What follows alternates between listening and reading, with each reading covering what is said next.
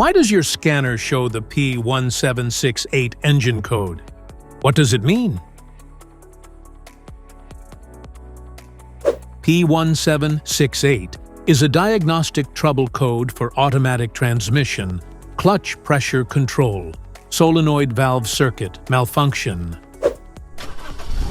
It indicates that the measured current for the PCM output duty cycle is not within a specified range, which indicates a fault with the automatic transmission clutch pressure control solenoid valve circuit. Under this circumstance, stop driving and repair your vehicle immediately. So what causes this imbalance here are the most common culprits. This error could be caused by these possible faults in your car.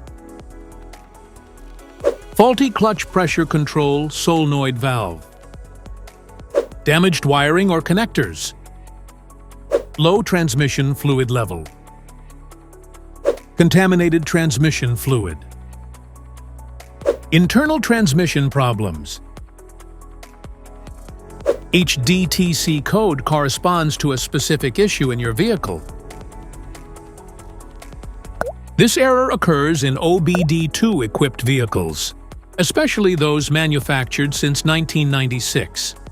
It is commonly found in Acura, Honda, and Jeep.